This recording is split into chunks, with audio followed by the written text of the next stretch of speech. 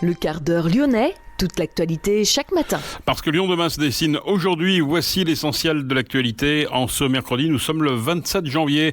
Gérald Darmanin, le ministre de l'Intérieur, attendu aujourd'hui à Vaux-en-Velin et à Bourgoin. Suicide pour raison personnelle ou harcèlement et homicide involontaire. La justice lyonnaise décidera à la fin du mois de mars de rouvrir ou non le dossier de la mort de Myriam Sacry. Cette gendarme retrouvée morte il y a 9 ans à la caserne Delphos. Un militant écologiste lyonnais de 26 ans a participé à la campagne de désobéissance civile Décrochons Macron en mairie de Villeurbanne en mai 2019. Il sera jugé aujourd'hui en première instance au tribunal correctionnel. Christophe Guillotot est notre invité aujourd'hui, très en colère contre les élus écologistes lyonnais. Le président du conseil départemental nous parlera également des prochaines élections dont on ne connaît pas encore les dates.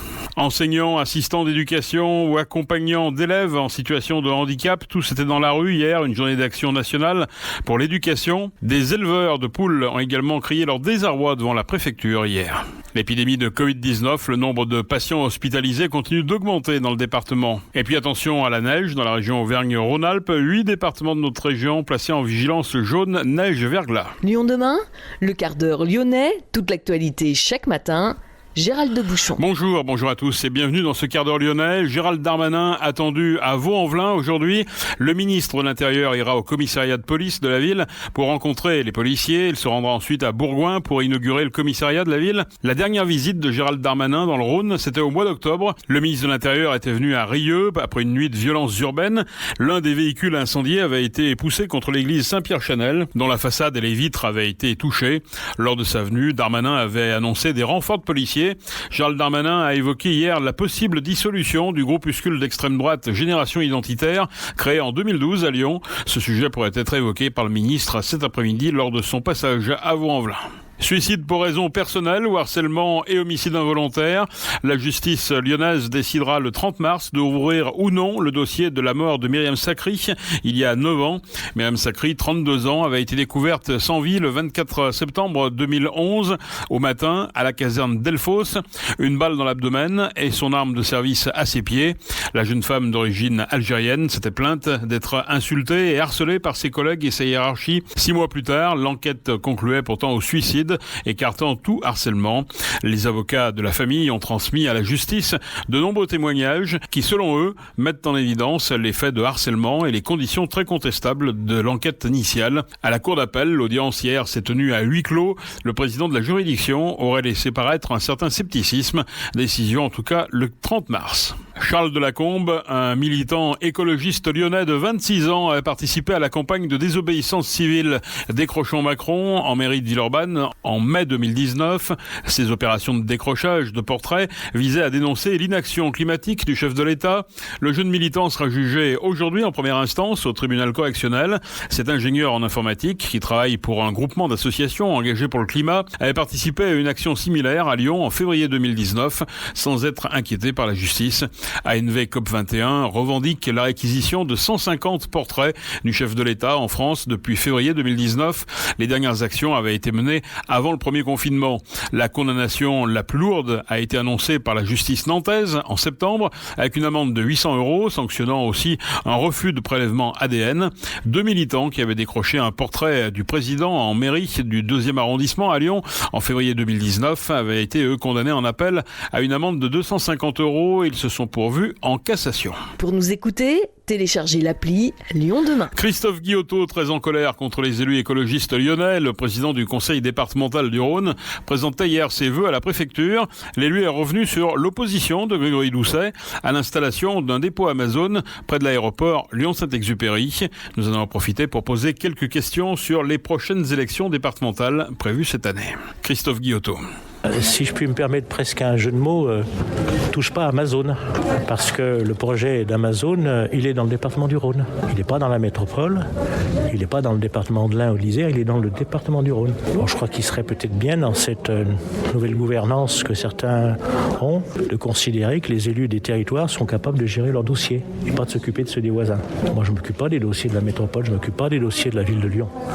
Voilà, donc Amazon, tel qu'il est aujourd'hui projeté de se faire, c'est c'est sur le territoire du Rhône. Et de toute façon, si Amazon, pour des raisons XY, ne se faisait pas là, il se ferait ailleurs. Et la difficulté, soi-disant économique, serait exactement la même. Parce que la livraison se ferait d'un peu plus loin, mais elle se ferait quand même. Donc je crois que c'est un combat idéologique d'arrière-garde. Et moi, à titre personnel, j'achète pas Amazon parce que je suis un peu du vieux monde. Mais je n'accepte pas qu'on interdise à telle ou telle entreprise de s'installer. L'achat d'Amazon est un achat, je dirais, plutôt jeune, est un achat plutôt contemporain, mais un achat pratique. Ils sont capables du jour au lendemain d'aller fournir chez tel ou tel libraire, parce que certains libraires achètent chez Amazon, ou d'aller livrer l'étudiant qui fait une thèse ou qui a besoin de tel ou tel document, ou même des achats, je dirais, particuliers. Je crois qu'il faut vivre dans un monde contemporain, ce qu'on appelle la VPC. Ça fait partie des choses qui sont, je dirais, légitimes. Et celui qui habite au fin fond de la campagne du Beaujolais ou du Tararois, il a le droit d'avoir accès à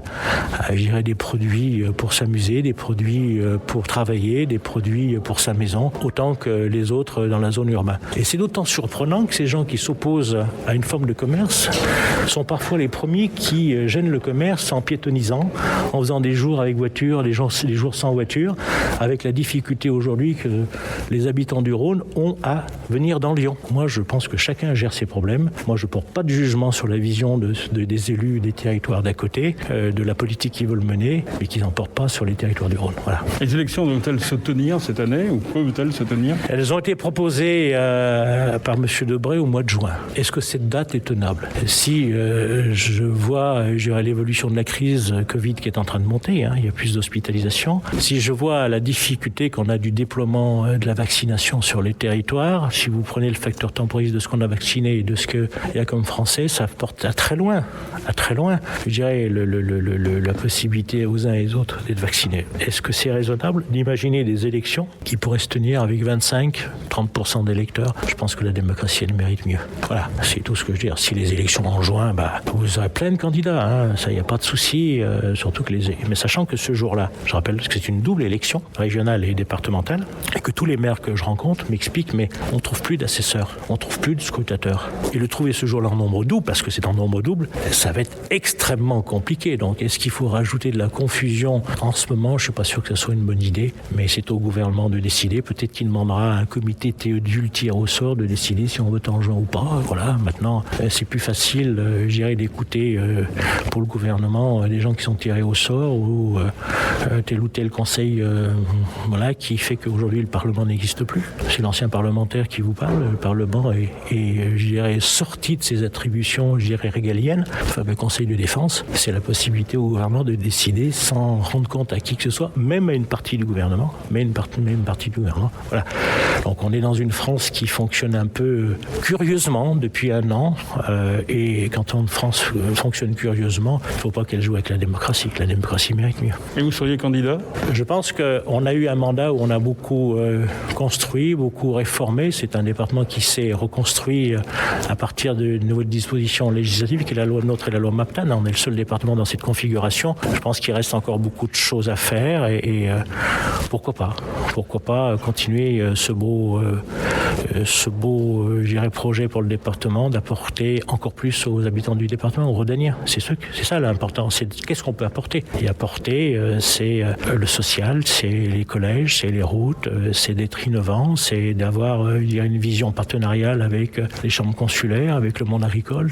Voilà, je crois il y a encore plein de choses à faire. Voilà. Christophe Guillotot, le président LR du conseil départemental. Pendant que Christophe Guillotot présentait ses vœux, des éleveurs criaient leur désarroi devant la préfecture. Plus d'une trentaine d'éleveurs de poules ont manifesté hier pour demander l'arrêt de l'abattage de leurs élevages. Plus de 77 000 poules de la région lyonnaise auraient été abattues. Les élevages de toute taille doivent appliquer des mesures de biosécurité drastiques.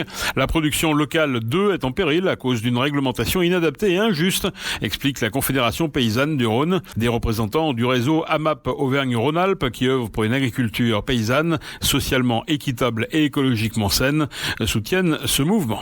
Étudiants, assistants d'éducation, accompagnants d'élèves en situation de handicap, personnel de direction, infirmières scolaires, toutes et tous ont manifesté hier à Lyon dans le cadre d'une journée d'action nationale à la clé des créations de postes, des revalorisations salariales et de meilleures conditions de travail dans l'éducation. Lyon demain, la radio sans pub. Le nombre de patients hospitalisés continue d'augmenter légèrement dans le département. Les hôpitaux du Rhône prennent en charge 951 malades du Covid-19, 4 de plus. 63 nouveaux patients ont été admis, dont 12 en réanimation. Les services de réanimation comptent ainsi 144 patients dans le département. 13 nouveaux décès ont été comptabilisés. 2133 le nombre de patients décédés à l'hôpital depuis le 1er mars dans le Rhône. La France a enregistré pour sa part 352 décès hier. Le cap des 3000 patients en réanimation est dépassé. Le taux d'occupation des lits de réanimation repasse au-dessus de 60%. Dans le monde, le cap des 100 millions de cas est désormais franchi. Emmanuel Macron ne devrait pas prendre la parole cette semaine. Il voudrait à tout prix éviter un 3e confinement. Invité sur BFM Lyon hier soir, Bruno Bernard a réaffirmé que le projet de métro E n'était pas abandonné. Le président de la métropole rappelle qu'une concertation sera menée en septembre 2021 avant toute décision. Bruno Bernard. Nous allons faire un débat l'année prochaine, à l'automne, en septembre, avec les habitants sur les différentes possibilités de développement de métro. Il y a le métro E, il y a aussi la prolongation du métro A, jusqu'à Dessiné-Mézieux, la prolongation du métro B jusqu'à Rieux, Caluire-Rieux, ou encore du métro D à la Duchère. Moi, je souhaite regarder avec les habitants quelle est la solution la plus utile, et après voir si on trouve les financements, parce que le métro E, ce qui est aujourd'hui, saute sur leur chaise pour dire qu'il faut faire le métro E. D'abord, ils ne l'ont pas fait, et deux, personne ne nous dit comment ils trouvent 1,5 milliard pour les faire, puisque c'est le montant du métro E, et que les mêmes, hier, nous ont reproché de trop investir, de trop s'endetter, de trop prendre de risques. Le président écologiste de la métropole, Bruno Bernard. Attention à la neige dans la région Auvergne-Rhône-Alpes. 8 départements ont été placés en vigilance jaune neige-verglas par Météo France ce mercredi. L'Ain, l'Isère, la Savoie, la Haute-Savoie, l'Ardèche, la Haute-Loire, le Cantal et le Puy-de-Dôme sont concernés. Merci d'avoir suivi ce quart d'heure lyonnais. On se retrouve demain, même heure, même antenne. En attendant, passez une excellente journée, mais restez prudents.